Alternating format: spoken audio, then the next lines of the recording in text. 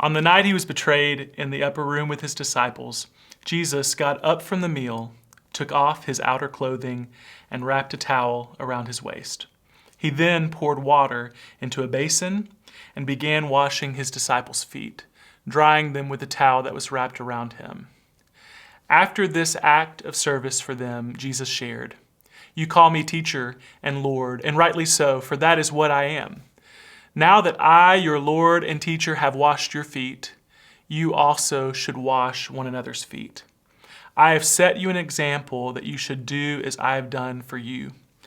Very truly, I tell you, no servant is greater than his master, nor is a messenger greater than the one who sent him." That story in John 13 is foundational to this week's spiritual discipline service.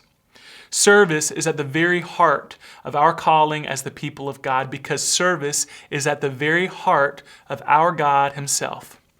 A few months ago, during Jason's sermon series, Knowing Jesus, he led us in a study of Philippians 2, 5 through 11, a central teaching in the early church.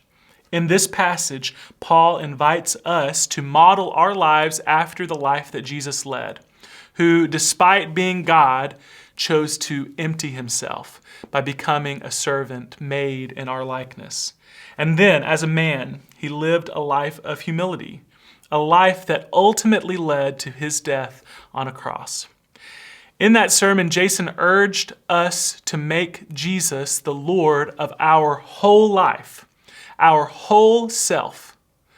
The life we are called into is a life that is not our own, a life of humility. But this life of humility and service is in direct conflict to the ways of the world and the temptations of the enemy. The enemy wants your life to be all about you, and our culture normalizes and accentuates that desire.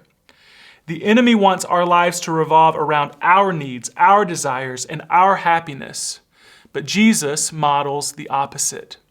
He invites us to empty ourselves, to prioritize the needs of others, and to live a life of sacrifice.